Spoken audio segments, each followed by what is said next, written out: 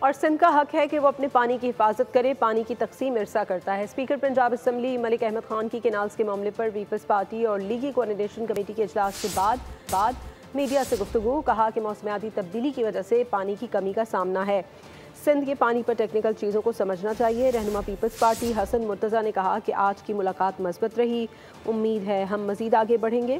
ہم نے بلدیاتی انتخابات کرانے اور گورننس کو بہتر کرنے کا مطالبہ کیا ہے۔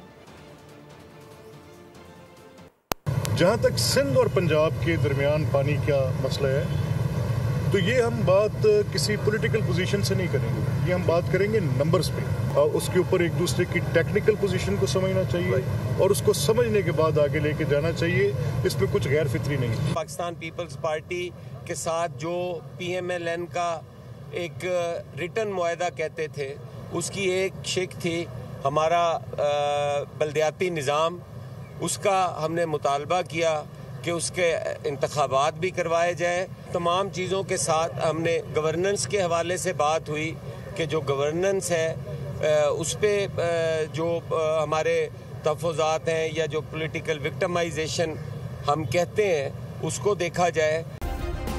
سبسکرائب کریں اور بیل دبائیں تاکہ کوئی خبر رہ نہ جائے۔